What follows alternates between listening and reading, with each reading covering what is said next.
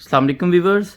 आज हम second lecture पढ़ते हैं कंपोजिशन ऑफ एटमॉस्फेयर। ठीक है कि जो हमारा एटमॉस्फेयर, सबसे पहले हम देखते हैं एटमॉस्फेयर क्या है। ठीक है, फिर उसके बाद उसकी कंपोजिशन देखेंगे कि वो एटमॉस्फेयर किन किन गैसेस से मिलकर बना है और कितनी कितनी परसेंटेज में वो गैसेस मौजूद है। ठीक है, आज का लेक्चर एक इंपॉर्टेंट है एमसीक्यूज और शॉर्ट क्वेश्चन के पॉइंट ऑफ व्यू से भी, तो आपने वीडियो को एंड तक जरूर देखना है ताकि आज का जो टॉपिक है, जो कॉन्सेप्ट है, वो आप इजीली इसको अंडरस्टैंड कर सकें। ठीक है, तो एटमॉस्फेयर को समझने के लिए हम देखते हैं कि ये समझे हमारे पास एक अर्थ है। ठीक है, हमारी अर्थ, इसके ऊपर हम रहते हैं। ठीक है, तो अर्थ के गिर्द जो सा है ना, वो डिफरेंट मुख्तलिफ गैसेस का एक गुलाफ है।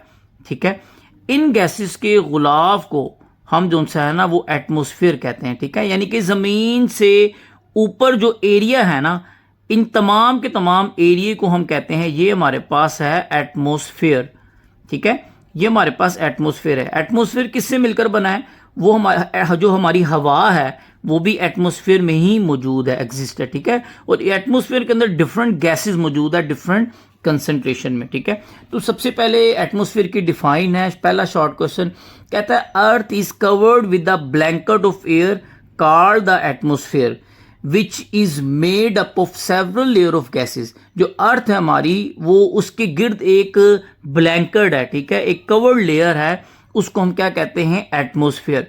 अब एटमॉस्फेयर किस चीज से मिलकर बना है? Several layer of gases, different gases की लेयर जो सी है वो एटमॉस्फेयर में जो सा है वो मौजूद है। ठीक है, सबसे पहले हवा हमारे पास मौजूद है जहां पर हम सांस लेते हैं। ठीक है, वो भी एटमॉस्फेयर का पार्ट है। अब ये हमारे पास पहला शॉर्ट क्वेश्चन ठीक है हो जाता है। अब यहां से हमारे पास सेकंड शॉर्ट क्वेश्चन है इंपोर्टेंस ऑफ एयर। ठीक है, हमारी जो हवा है इसकी क्या इंपोर्टेंस है? तो इसमें हवा के बारे में कहता है हवा, air is an essential for life on earth. ये जो हवा है वो हमारी जिंदगी के लिए बड़ी जरूरी है, एनिमल्स के लिए भी, क्योंकि हम उसमें से क्या लेते हैं? ऑक्सीजन लेते हैं ना। सांस जो हम लेते हैं ऑक्सीजन अपने एटमॉस्फेयर से लेते हैं, हवा से लेते हैं। इसी के साथ जो प्लांट्स भी अपनी कार्बन डाइऑक्साइड हम जो रिलीज करते हैं, वो कार्बन डाइऑक्साइड कौन लेते हैं? प्लांट्स लेते हैं, वो भी एयर से, हवा से ही लेते हैं। ठीक है, वो इस कार्बन डाइऑक्साइड से क्या बनाते हैं? फूड जो सी है वो बनाते हैं, और इस फूड को कौन लेंगे? इस फूड को दोबारा हम एनिमल लेंगे। तो जो हवा है वो बड़ी ज़रूरी है। हवा हमें क्या प्रोवाइड करती है? एनिमल्स को प्रोवाइड करती है ऑक्सीजन। ठीक है, एनिमल रिलीज क्या करते हैं? कार्बन डाइऑक्साइड रिलीज करते हैं। ये कार्बन डाइऑक्साइड कौन लेता है? ये प्लांट्स लेते हैं। तो ये गैसों का जो तबादला हो रहा है, ये कहाँ हो रहा है?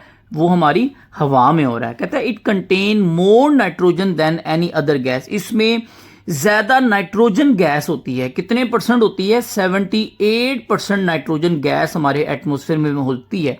यानी कि टोटल अगर 100% एटमॉस्फेयर में गैसेस मौजूद है तो उसमें 78% कौन सी गैस होगी?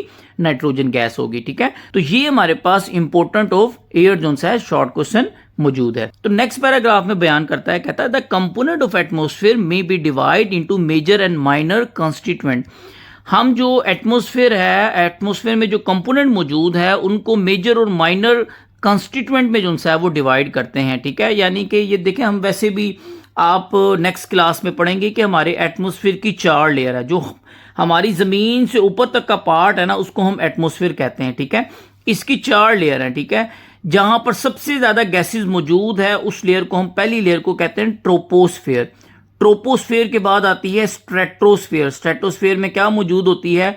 स्ट्रेटोस्फेयर में ओजोन लेयर मौजूद होती है जो हमारी ज़मीन को प्रोटेक्ट करती है अल्ट्रावायलेट रेडिएशन से। ठीक है, अगर ये ओजोन ना हो तो हमारी यहाँ ज़िंदगी मुश्किल हो जाए। इस ओजोन लेयर से जो सी है ऊपर हमारे पास होती है मीजो लेयर। ठीक है, और उससे ऊपर जो सी है वो थर्मो लेयर, थर्मोस्फेयर यानी कि मौजूद है। ठीक है, लेयर। तो ये हमारे पास हमने जो है ना वो टोटल हमारे अपने एटमॉस्फेयर को 4 लेयर में डिवाइड किया है। वो नेक्स्ट क्लासेस में आप जो है वो पढ़ेंगे। अब कहता है the amount of these different gases in air vary slightly from place to place, season to season and day to night.